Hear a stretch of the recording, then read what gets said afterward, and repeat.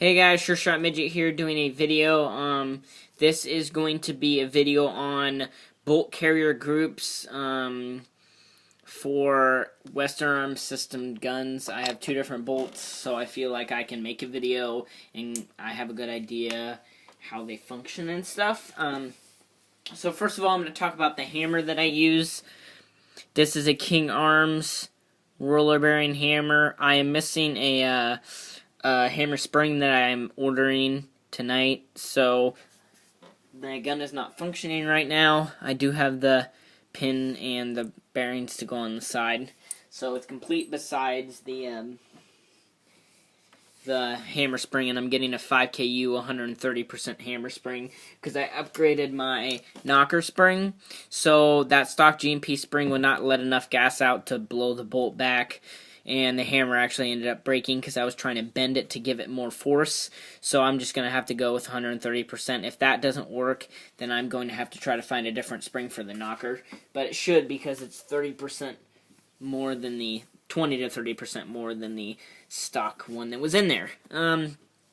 Charging handle also is pretty important when you're talking about bolt carriers. This is a real one.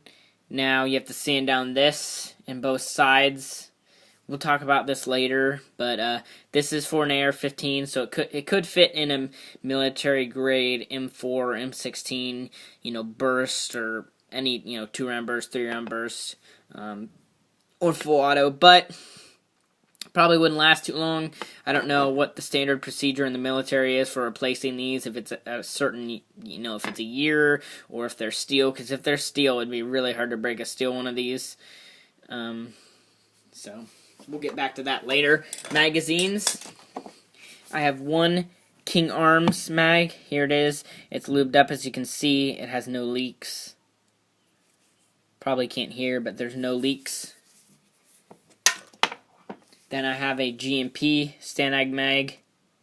Again, no leaks.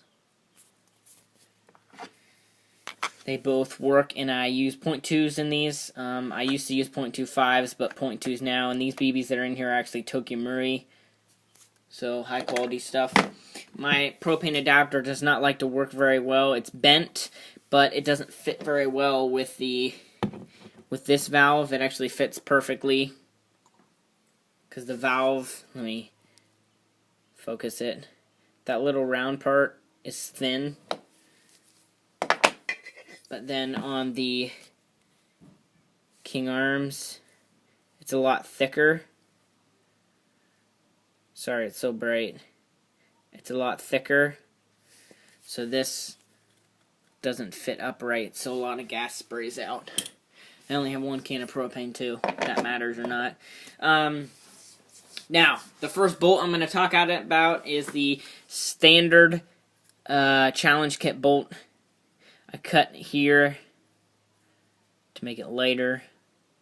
It's a gray with the stock nozzle guide, and then the nozzle is 5KU with GMP internal nozzle parts and a King Arms seal.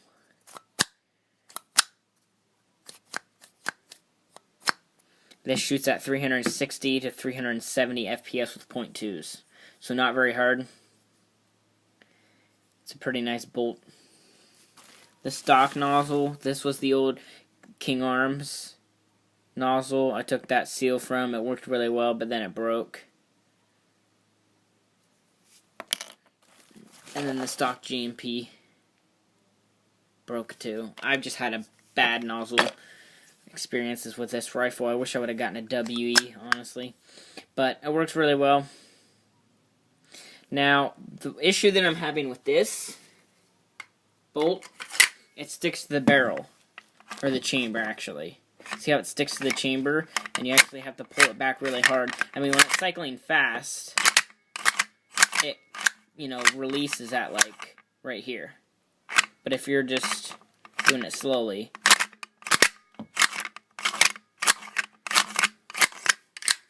so it is sluggish when you do fire it, but I've gotten a full mag on both mags. Doesn't matter if it's the King Arms or the GMP. Both 50-round mags through with no gas efficiency issues, but it cycles slowly. So that's why I cut this to make it lighter. Next bolt is a GMP again. I chromed it. It was black. This is their older model, so everything on here is GMP, including the nozzle. Good air seal. This thing shoots at 300 FPS with .2s, so lower than the other one, but the other one has no air compression, but very little air compression. The reason why this one shoots so low FPS is because it doesn't stick to the chamber, and the other one does. But they both cycle smoothly. I have Dremeled both bottoms of them, so they both do cycle smoothly, especially with the King Arms hammer. I used to use the stock hammer, which still cycled sort of smoothly. But the King Arms, much smoother. Literally, it's just like a little ball is touching the bottom of the bolt. That's it. So comparing them, the attention to detail on this one, this is the older bolt, is more. This honestly probably came out of the steel ones. If you let me know if GMP or maybe this probably came out of the although I think the Magpul Challenge kits even come with gray bolts, but it was one of their older ones. I doubt it came from the steel ones though, because I'm pretty sure the steel models have steel bolts, but it is aluminum. And both of the bolt catch parts are worn down. Right there on that side. Yeah, right there. They both, because I have a steel bolt. Now, this challenge kit bolt has had about 10,000 rounds put through it, so by that time your bolt lock is just going to be destroyed on the bolt and bolt lock. 10,000 rounds is a lot. It went through 10,000 rounds till the nozzle broke. So 10,000 rounds to your stock... Oops, wrong nozzle. You'll get about 10,000 rounds to your stock nozzle, then you'll need to replace it. But your bolt's pretty good. I mean, your bolt lock will stop working, so... I would just replace the whole bolt with the steel bolt. An RITech steel bolt with the RITech nozzle, plastic nozzle. I think they're 100, which is not too bad, but still expensive for like a bolt, if you think about it. This one fits a lot better inside of the rifle and does not stick. Cycles a lot smoother.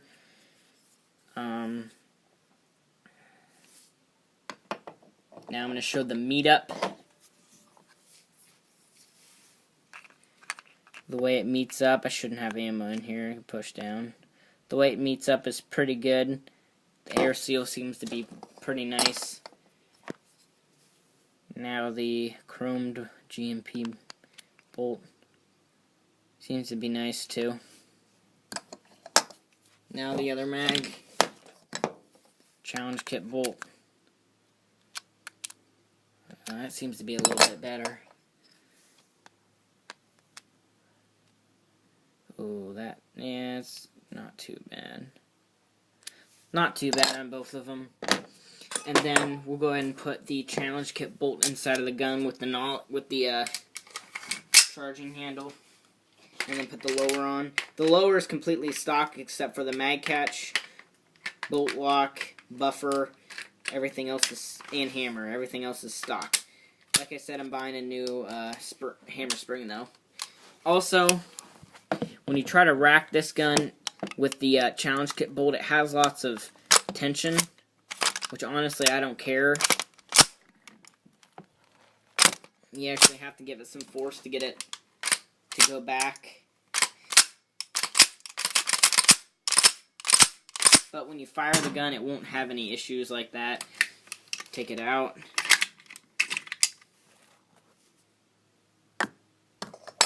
Next bolt.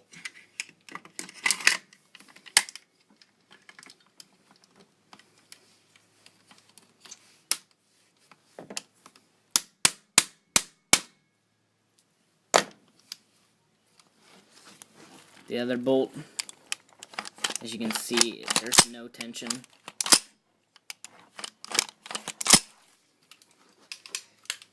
It literally is butter smooth.